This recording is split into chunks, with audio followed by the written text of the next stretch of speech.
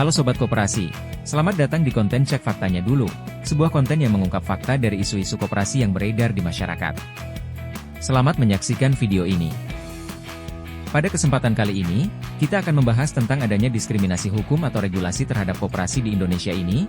Benarkah terjadi diskriminasi hukum atau regulasi terhadap koperasi? Yuk kita cek faktanya dulu. Koperasi dipandang sebagai soko guru perekonomian Indonesia. Koperasi dianggap mampu menjadi penyangga utama perekonomian Indonesia. Namun pada kenyataannya di lapangan, koperasi banyak terhambat dengan adanya diskriminasi di beberapa regulasi yang membuat perannya sebagai soko guru tidak menjadi maksimal. Bahkan di konstitusi kita, pasal 33 ayat 1 UUD 1945, koperasi diterjemahkan sebagai bangun perusahaan yang sesuai dengan demokrasi. Sistem ekonomi yang dikehendaki konstitusi. Pada kenyataannya banyak sekali produk regulasi setingkat undang-undang atau regulasi di bawahnya yang mendiskriminasi, mensubordinasi dan bahkan mengeliminasi koperasi. Diskriminasi regulasi kepada koperasi terjadi pada Undang-Undang BUMN, di mana pada pasal 9 disebutkan bahwa BUMN terdiri dari persero dan perum. Jelas dalam pasal ini koperasi tidak diberi kesempatan menjadi salah satu bentuk BUMN, padahal kedudukan koperasi dan perseroan setara dalam hukum. Padahal jika BUMN berbentuk koperasi itu akan membuat kepemilikan BUMN secara otomatis bisa dimiliki oleh karyawan dan konsumen dari produk atau jasa dari BUMN itu sendiri dengan setara.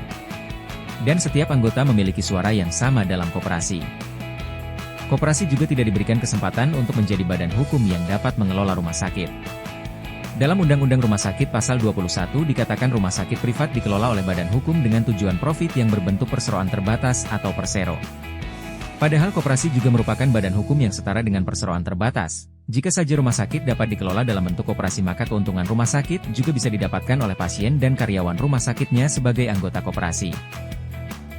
Diskriminasi regulasi lainnya terhadap koperasi terjadi dalam Undang-Undang Penanaman Modal, di mana dalam pasal 5.2 dijelaskan bahwa penanaman modal asing wajib dalam bentuk perseroan terbatas berdasarkan hukum Indonesia dan berkedudukan di dalam wilayah negara Republik Indonesia, kecuali ditentukan lain oleh undang-undang. Itulah sebabnya koperasi besar luar negeri yang ingin investasi di Indonesia bekerja samanya dengan perseroan terbatas bukan dengan koperasi lokal, seperti Friesland Campina yang bekerja sama PT Frisian Flag Indonesia, FFI, atau Aceh Hardware Corporation dengan PT Aceh Hardware Indonesia.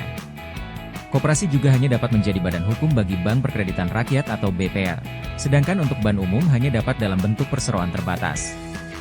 Hal ini sangat diskriminatif kepada koperasi, padahal di luar negeri banyak bank besar yang berbentuk koperasi. Contohnya Credit Agricole Group yang merupakan salah satu bank terbesar di Prancis dan berbentuk koperasi, hebatnya menjadi koperasi terbesar di dunia pada tahun 2023.